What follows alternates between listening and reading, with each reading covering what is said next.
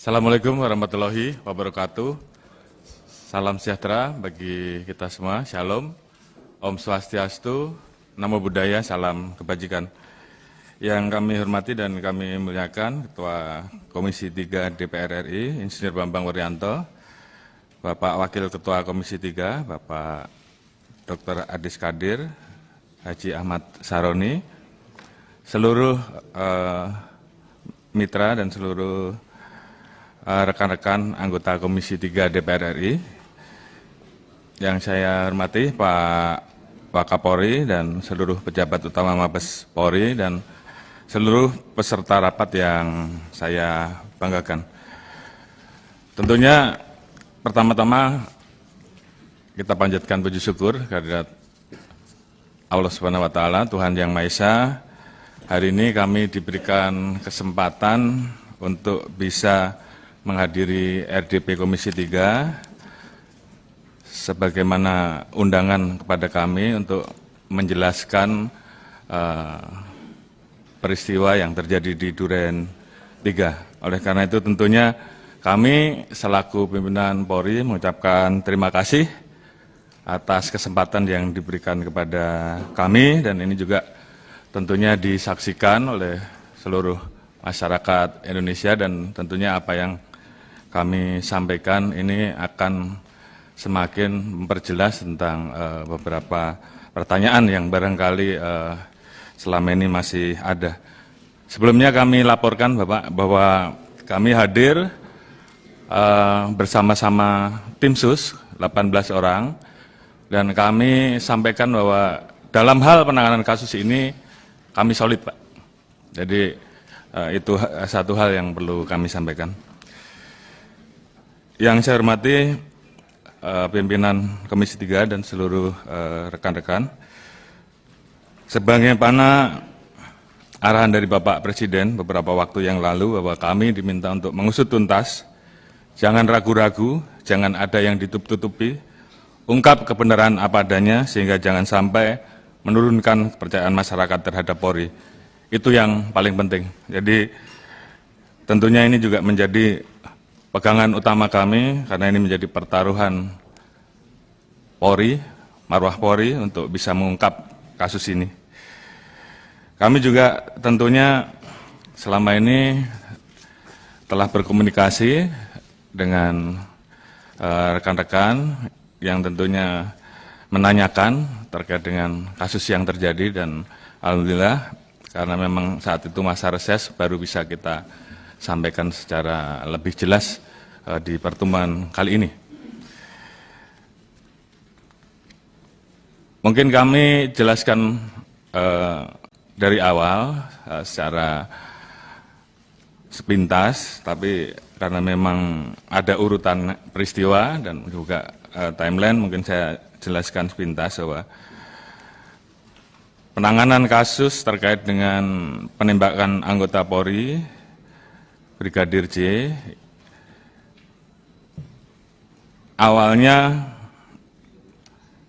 karena ada laporan saudara FS kepada Polres Metro Jakarta Selatan dan Divpropam pada hari Jumat 8 Juli 2022, di mana yang bersangkutan melaporkan pada pukul 17.20 terjadi peristiwa tembak-menembak antara saudara Richard dan saudara Yosua yang diduga terjadi karena ada pelecehan menurut yang bersangkutan pada saat itu kepada saudara PC oleh saudara J di Duren 3, dengan kronologis bahwa saudara J melakukan pelecehan kepada saudara PC di rumah dinas Duren 3, sehingga mengakibatkan saudara PC berteriak minta tolong, didengar oleh saudara Richard, dan kemudian pada saat ditegur terjadi tembakan dari saudara J, sehingga kemudian terjadi tembak-menembak yang mengakibatkan saudara J meninggal dunia. Peristiwa tersebut berawal ketika saudara PC sampai di rumah Saguling, lalu melakukan PCR dan berangkat melakukan isolasi di rumah dinas Duren 3. Sementara saudara FS akan melakukan satu kegiatan, dan pada saat melintas, menurut saudara FS, yang bersangkutan ditelepon oleh saudara PC sebanyak 3 kali, Dan akhirnya saudara FS memerintahkan driver untuk berhenti, memundurkan mobil ke Duren 3, masuk ke dalam rumah dan menemukan saudara J meninggal. Melihat hal tersebut, saudara FS kemudian menanyakan peristiwa yang terjadi dan menjemput saudara PC yang berada di kamar serta memerintahkan kepada saudara Riki atau saudara R untuk mengantar saudara PC ke rumah Saguling. Ini adalah informasi awal yang disampaikan oleh saudara FS. Kemudian yang bersangkutan menghubungi beberapa orang, salah satunya Kasat Reskrim Polres Jakarta Selatan yang datang hadir pertama di TKP 17.30. Pada saat itu yang bersangkutan dihubungi oleh driver saudara FS. Kemudian pukul 17.47 dari Biro Provos di Propam datang ke TKP karena dihubungi oleh saudara FS.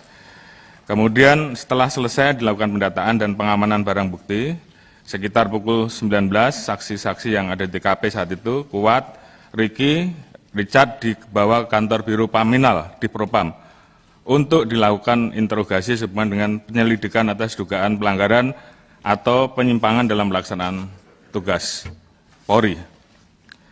Pelaksanaan olah TKP selesai sekitar pukul 19.40.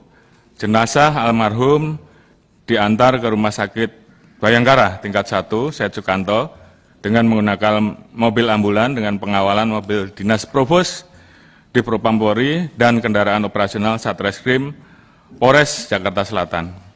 Kemudian atas dasar kejadian tersebut dibuatlah 2 laporan polisi yang dilaporkan di Polres Jakarta Selatan, yaitu LP nomor 368 2022 PKT Polres Jaksel tanggal 8 Juli oleh anggota Polres Metro Jakarta Selatan, ini model A, terkait dengan dugaan percobaan pembunuhan terhadap saudara RE.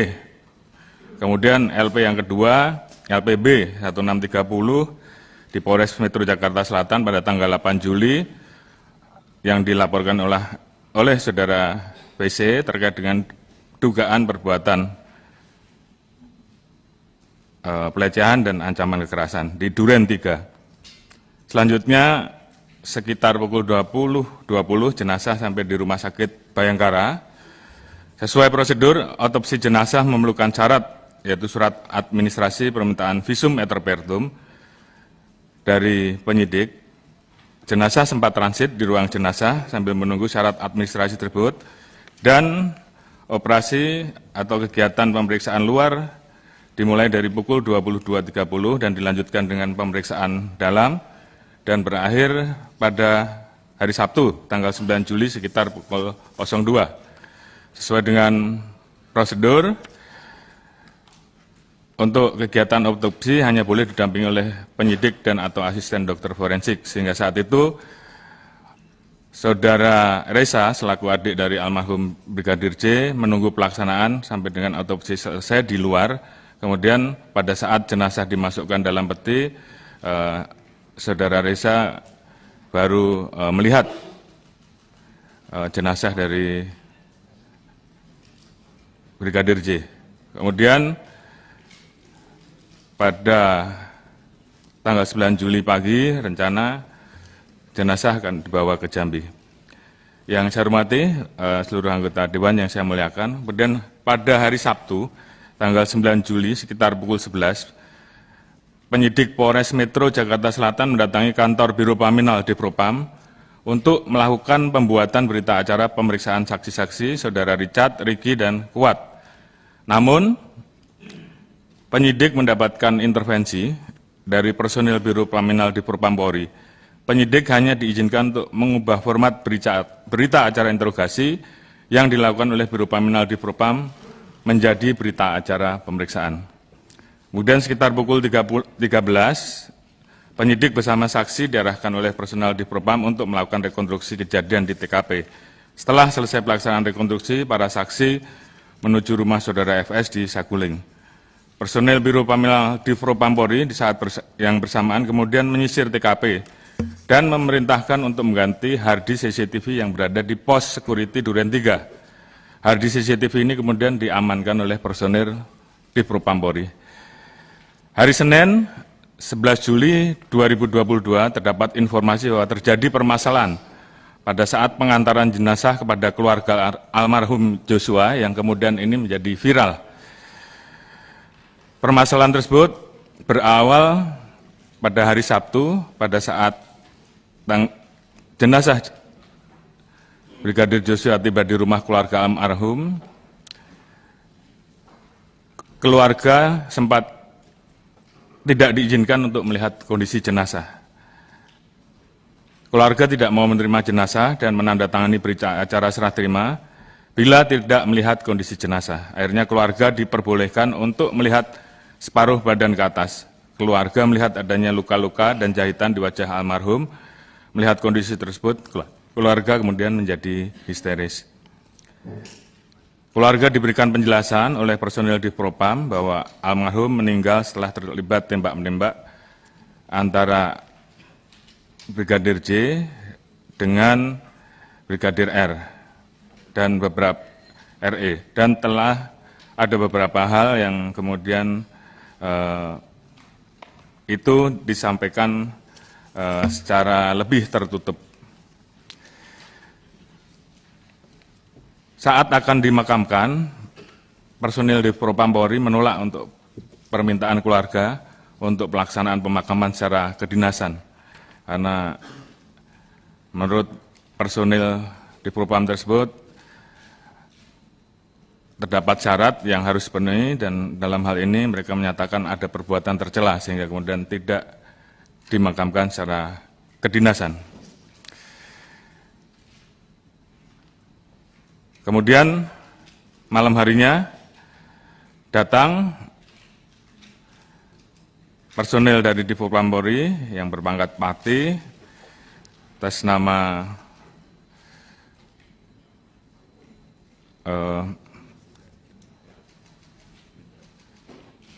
Brigjen Pol Hendra atau Karopaminal yang menjelaskan dan meminta pada saat itu untuk tidak direkam dengan alasan terkait dengan masalah aib. Keluarga mendapatkan penjelasan lebih detail sehingga jumlah tembakan dan posisi tembak menembak serta luka-luka yang ada di tubuh jenazah. Terkait dengan penjelasan tersebut, keluarga tidak percaya dengan penjelasan yang telah diberikan oleh personil Divpropam Polri tersebut.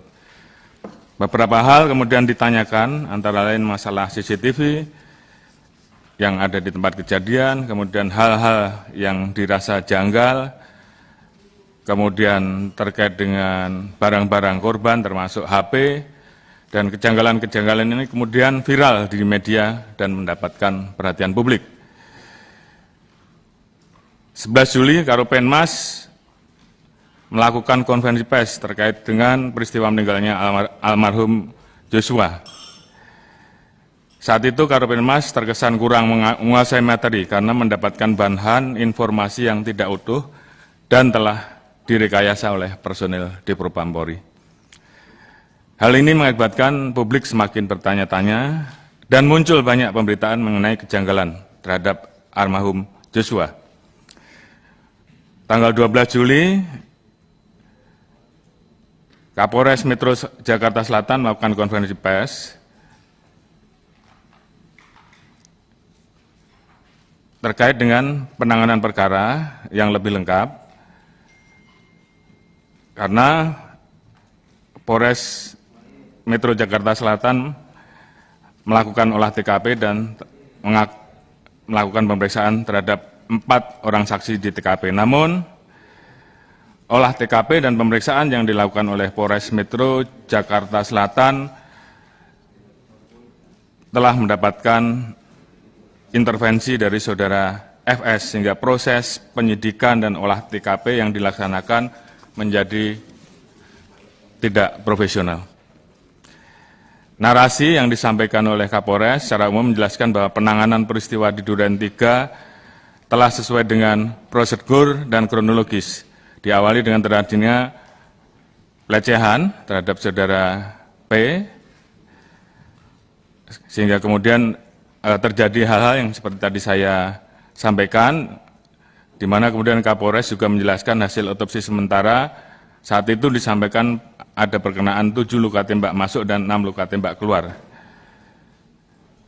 Tentunya hal ini juga menjadi pertanyaan karena apa yang disampaikan oleh Kapolres tersebut tentunya terlalu cepat mengambil kesimpulan dan kemudian didapati bahwa Kapolres datang terlambat pada saat ke TKP.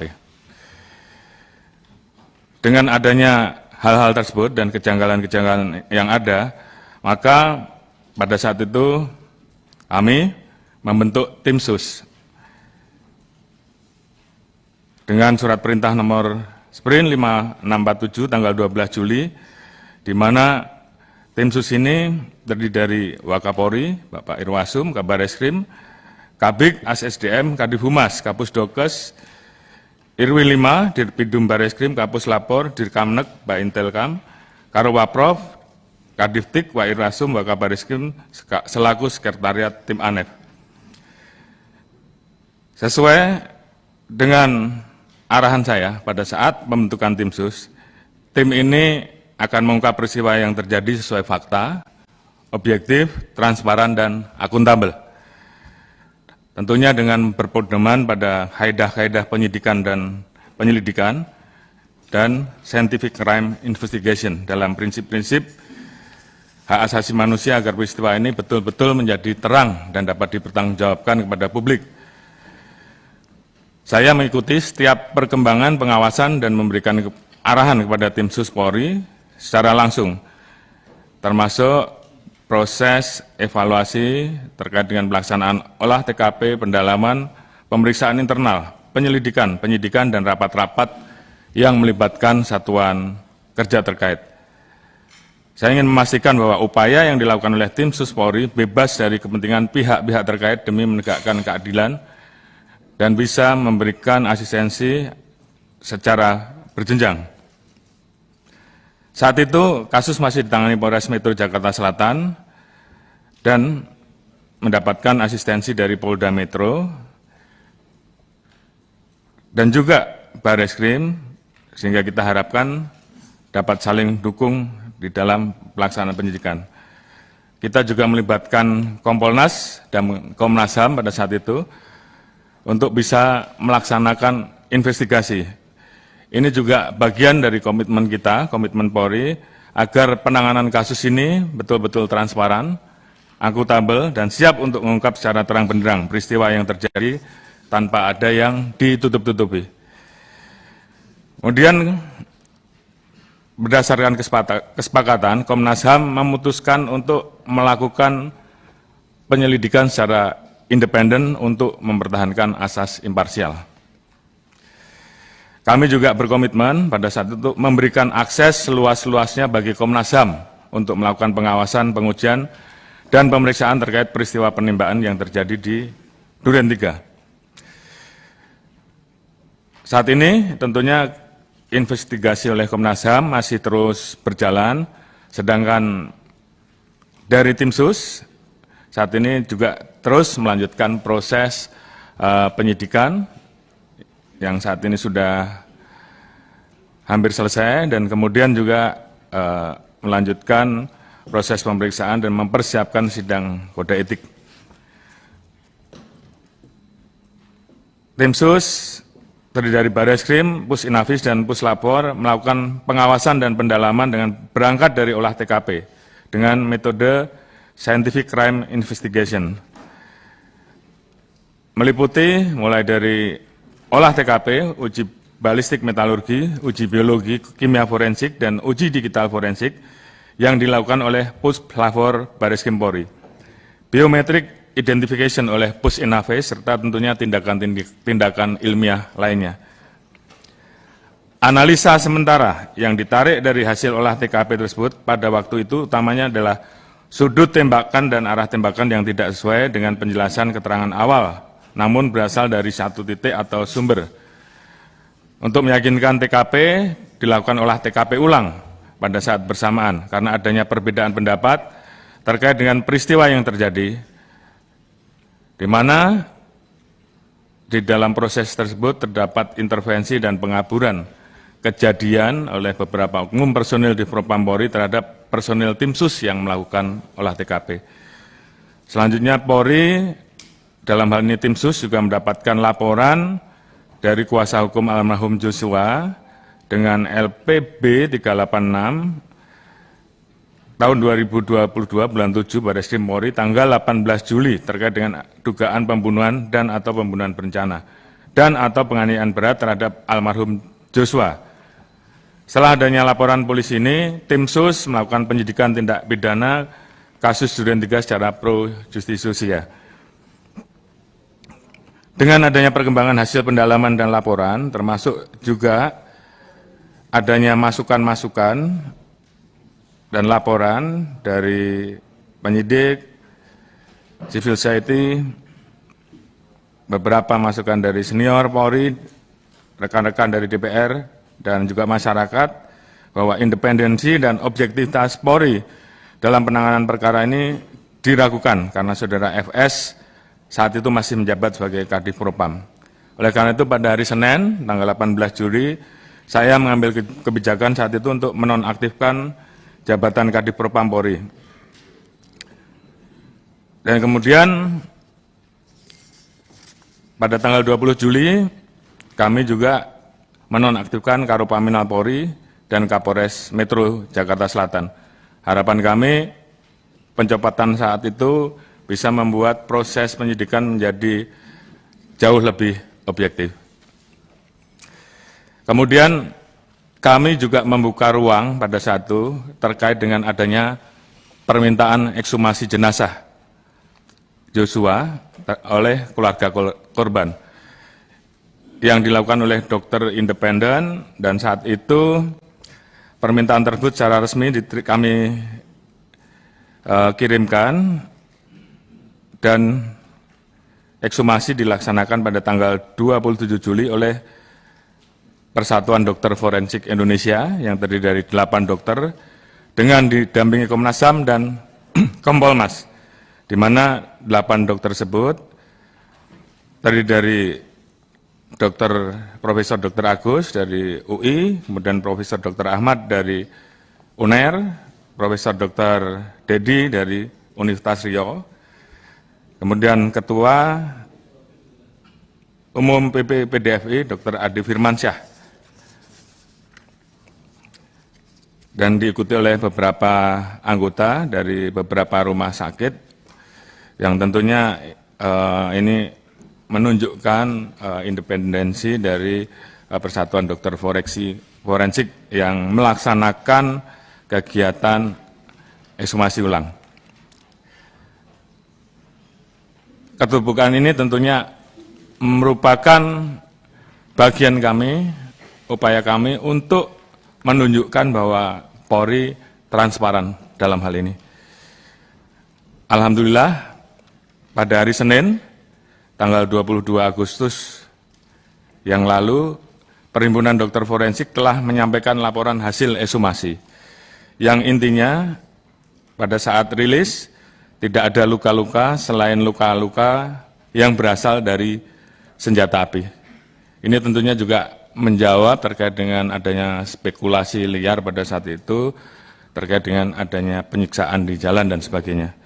Dan tentunya apa yang disampaikan oleh Persatuan Dokter Forensik Indonesia ini memperkuat hasil pelaksanaan otopsi pertama yang telah dilakukan oleh kedokteran forensik Polri.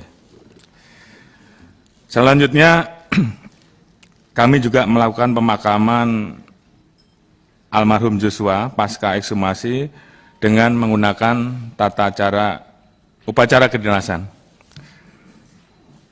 Kami tentunya mengedepankan asas praduga tak bersalah terhadap peristiwa yang saat itu dilaporkan, khususnya terhadap Brigadir Joshua.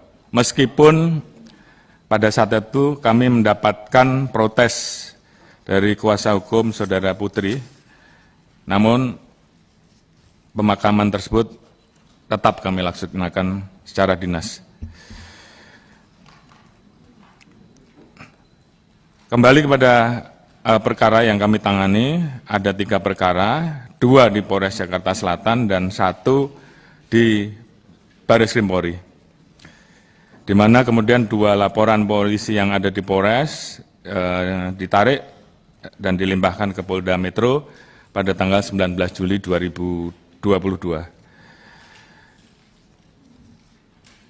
Pada tanggal 22 Juli, PMJ melakukan prarekonstruksi di Aula BPMJ dengan didasari CCTV di rumah pribadi Saguling yang ditemukan oleh mereka dan sekitar TKP Duren 3 dengan berita acara pemeriksaan yang telah dilakukan oleh Metro Jaya berdasarkan hasil analisa penyidik Polda Metro Jaya.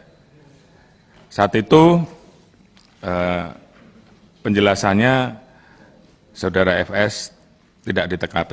Selanjutnya, pada tanggal 23 Juli dilakukan olah TKP gabungan Polda Metro dan Bareskrim untuk melihat kesesuaian hasil prarekonstruksi.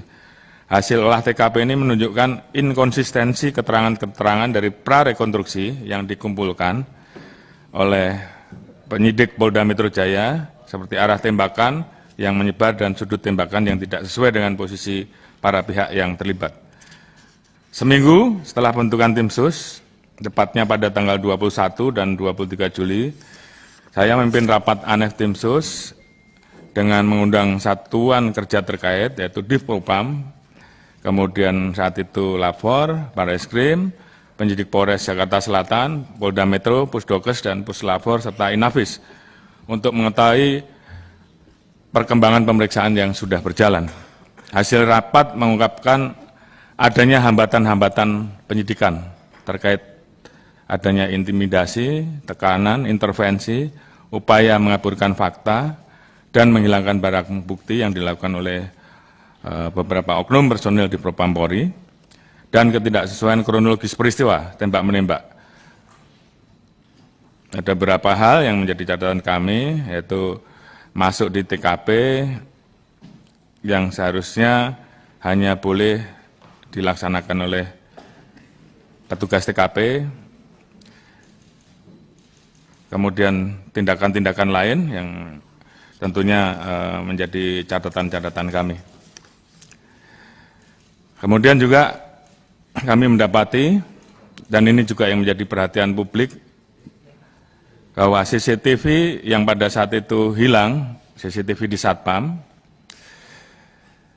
dari hasil interogasi pada saat itu kita mendapatkan kejelasan bahwa CCTV tersebut diambil oleh anggota ataupun petugas dari personil di Propam dan juga ada personil dari Bareskrim, dan di situ terungkap peran dari masing-masing personil, siapa yang mengambil, siapa yang mengamankan, dan kemudian pada saat kita laksanakan pemeriksaan lebih lanjut, kita dapatkan juga siapa yang merusak CCTV, yang tentunya ini seharusnya bisa menjadi kunci pengungkapan terhadap kasus ini. Dari hasil rapat ANEF tim sus, saya pada saat itu perintahkan pada Irsus untuk kemudian menindaklanjuti dan memeriksa temuan tim sus Polri tersebut. Saat itu kita mulai dengan dugaan pelanggaran kode etik profesi Polri. Kemudian untuk menyamakan persepsi dan penanganannya agar lebih efisien, saat itu kita perintahkan agar LP yang ada di Polda ditarik ke Mabes dan kemudian dibentuk tim untuk bersama-sama mempelajari dan menangani dan kemudian mengadakan evaluasi terkait dengan penanganan kasus tersebut.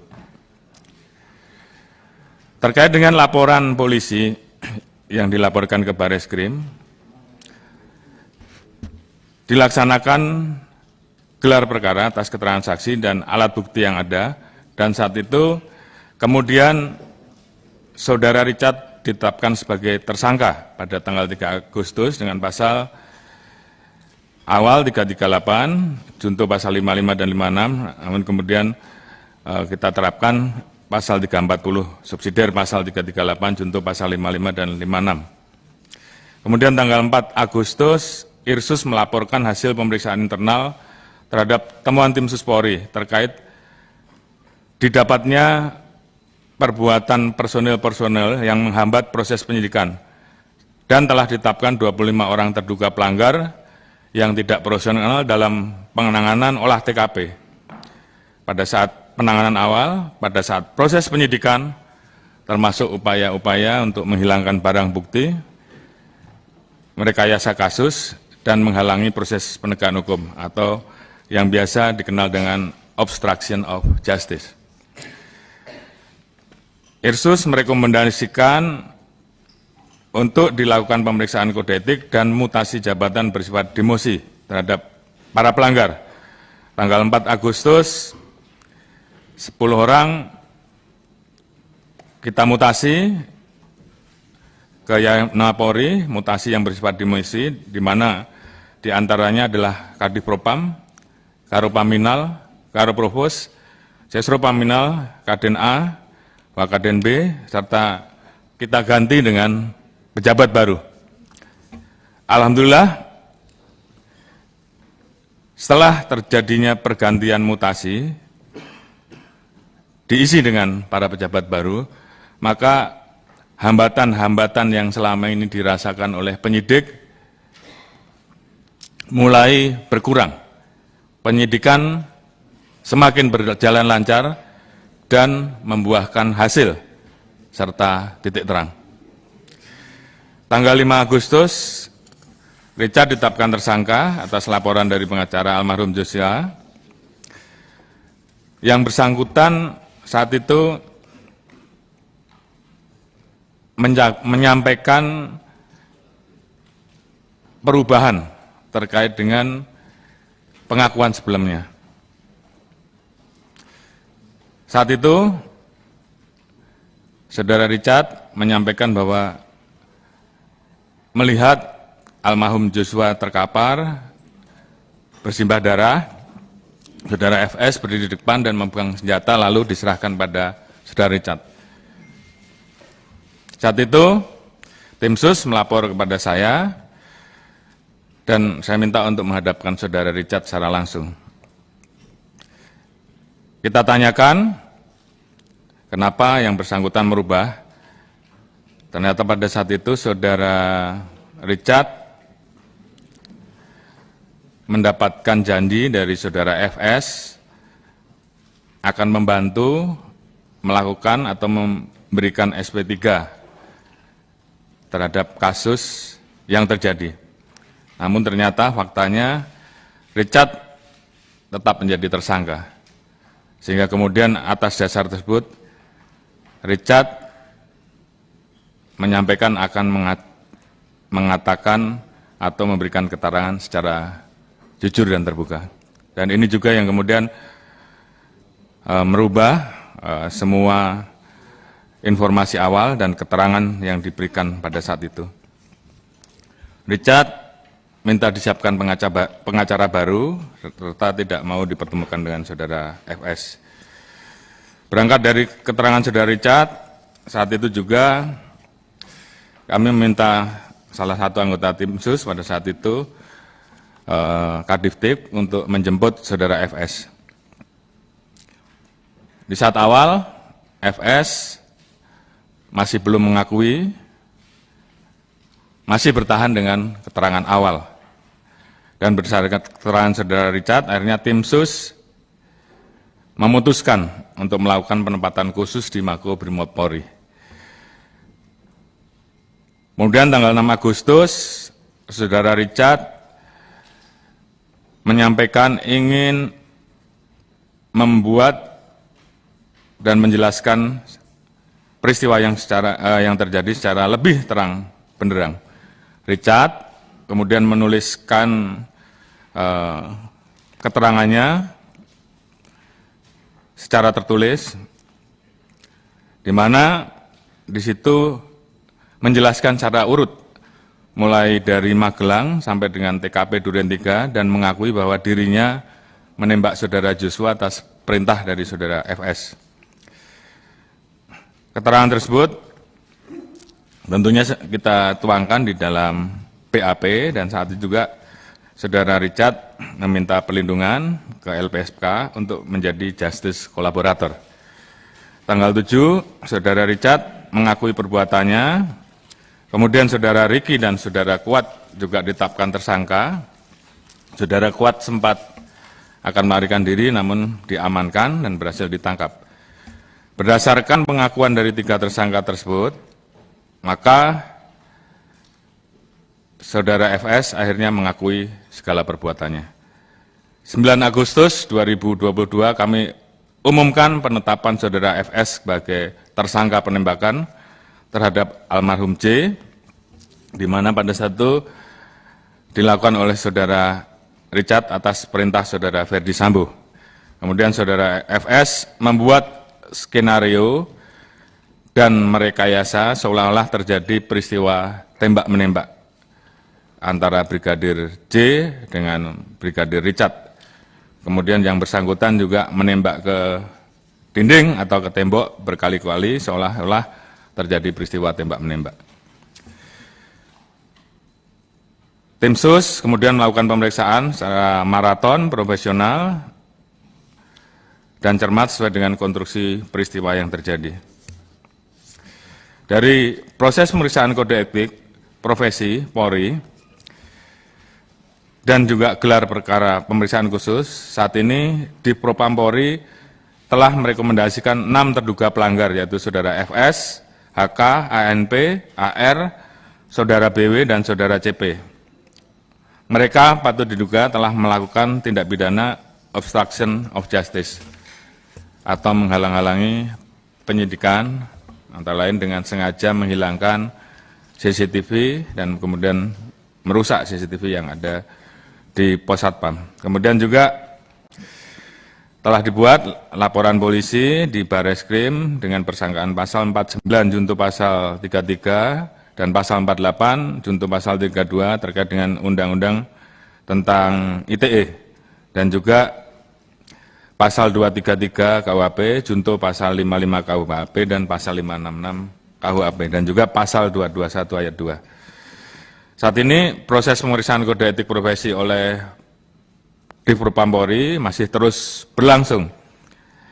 Dan tentunya apabila dalam proses ini masih kita temukan adanya perbuatan-perbuatan lain yang diduga memenuhi unsur pidana, kami berkomitmen untuk melaksanakan proses penegakan hukum sesuai dengan aturan yang berlaku.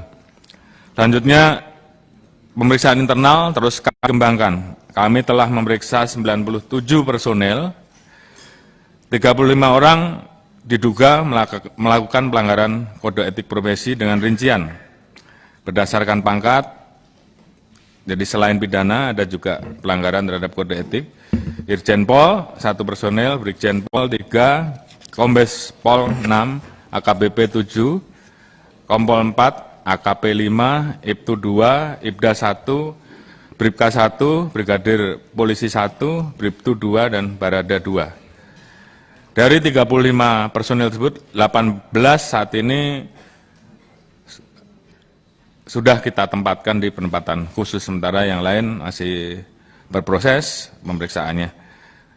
2 saat ini sudah kita tetapkan sebagai tersangka terkait dengan laporan polisi di Bareskrim sehingga tinggal 16 orang yang ada di Patsus, sementara sisanya menjadi tahanan terkait dengan kasus yang dilaporkan di Bareskrim.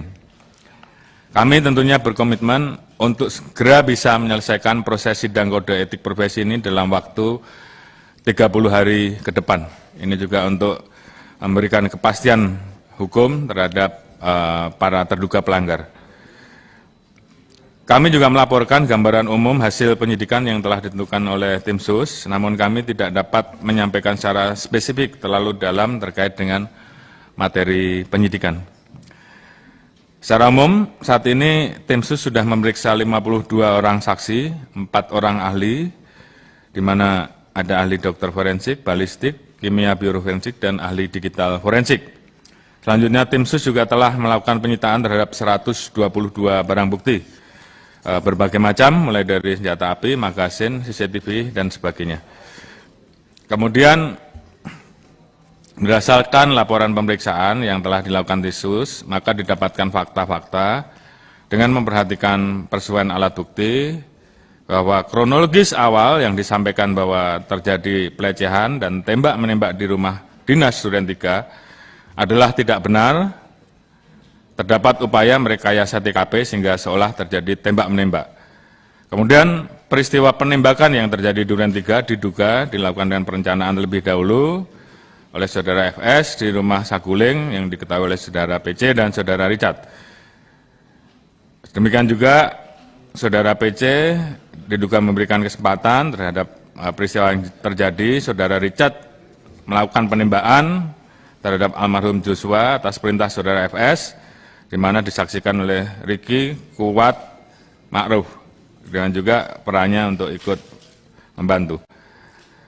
Pasca penembakan, FS melakukan penembakan senjata HS milik saudara Joshua ke arah tembok. Kemudian motif saudara FS melakukan perbuatan tersebut karena yang bersangkutan marah dan emosi setelah mendengar laporan dari Ibu PC terkait dengan peristiwa yang terjadi di Magelang yang dianggap mencederai harkat martabat keluarga. Untuk lebih jelasnya nanti akan diungkapkan di persidangan. Berdasarkan fakta, saat ini kami telah menetapkan 5 orang tersangka, yaitu saudara FS, saudara PC, saudara Richard, saudara Ricky, Kuat Ma'ruf, dengan persangkaan pasal 340, subsidiar pasal 338, junto pasal 55 dan pasal 56, ancaman hukuman maksimal, hukuman mati seumur hidup atau penjara selama 20 tahun. Saat ini tersangka PC menyampaikan surat sakit sehingga belum dilakukan pemeriksaan sebagai tersangka. Rencana minggu ini akan dilaksanakan pemeriksaan.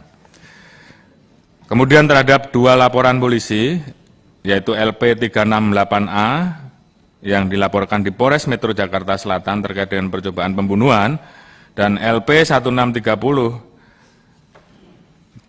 7 tahun 2022 Polres Metro Jaksel terkait dengan perbuatan cabul dan ancaman kekerasan di Duren 3, saat ini telah dihentikan penyidikannya karena berdasarkan hasil gelar perkara tanggal 12 Agustus 2022 tidak ditemukan peristiwa pidana. Alhamdulillah, tentunya berkat dukungan dari seluruh masyarakat Indonesia, Bapak Presiden Republik Indonesia, seluruh rekan-rekan mitra kerja yang ada di DPR RI, Kemenko Polhukam, Komnas, HAM, Kompolnas, Lembaga Pengawas Eksternal, Kejaksaan, dan seluruh elemen bangsa pada hari Jumat tanggal 19 Agustus 2022 telah dilakukan tahap 1 penyerahan berkas perkara ke Kejaksaan. Saat ini kami terus berkoordinasi dengan pihak Kejaksaan, dan mudah-mudahan harapan kami berkas ini segera bisa dinyatakan P21. Dan tentunya kami sangat berterima kasih kepada Bapak Jaksa Agung yang telah mengirimkan tim, mempersiapkan tim sebanyak 30 personil dari Kejaksaan yang saat ini bekerja secara simultan bersama-sama, sehingga harapan kita kasus ini juga bisa segera diselesaikan dan dapat dinyatakan lengkap dan segera mungkin bisa juga kami ajukan ke persidangan. Tentunya dukungan ini semua termasuk juga seluruh masukan dari masyarakat bagi kami merupakan bentuk kecintaan masyarakat terhadap Polri. Untuk itu dalam kesempatan ini kami mengucapkan terima kasih dan apresiasi kepada seluruh pihak, masyarakat, DPR RI, Kejaksaan, dan seluruh elemen, termasuk tentunya dukungan penuh dari Bapak Presiden, sehingga kami bisa menuntaskan kasus ini dan mudah-mudahan sebentar lagi bisa kami lengkapi dan segera kami serahkan ke Kejaksaan. Tentunya kami harapkan penjelasan di hadapan Komisi 3 DPR RI ini dapat membuat peristiwa yang terjadi menjadi lebih terang, dan ini merupakan bagian bentuk akuntabilitas Polri untuk mengungkapkan peristiwa yang terjadi menjadi semakin terang apa adanya dan tidak kami tutup-tutupi. Mungkin ini yang bisa kami sampaikan di dalam materi rapat kerja kali ini. Ini tentunya pil pahit bagi kami. Namun demikian, kami terus berkomitmen bahwa apa yang terjadi ini tentunya menjadi momentum bagi kami untuk memperbaiki, untuk terus melakukan perbaikan terhadap institusi Polri, sehingga institusi ini ke depan bisa menjadi semakin baik, bisa memberikan pelayanan yang lebih baik terhadap masyarakat, sehingga Polri yang saat ini memang terdampak terkait dengan peristiwa ini bisa segera kembali pulih, dan ini pertaruhan kami untuk menjaga marwah dan institusi Polri. Demikian mungkin yang bisa kami sampaikan. Semoga Tuhan Yang Maha Esa senantiasa memberikan kekuatan dan perlindungan pada kita dalam melanjutkan pengabdian terbaik kepada masyarakat, bangsa, dan negara. Demikian yang bisa kami sampaikan untuk penanganan kasus Joshua. Selanjutnya kami tentunya mohon arahan dan mungkin beberapa pertanyaan dan masukan-masukan untuk kami yang bisa menjadi pedoman bagi kami untuk langkah-langkah ke depan terkait dengan penanganan kasus ataupun juga hal-hal lain dalam rangka terus menjaga dan memperbaiki institusi. Demikian, terima kasih. Wassalamualaikum warahmatullahi wabarakatuh. Shalom, Om Santi Santi Santi Om.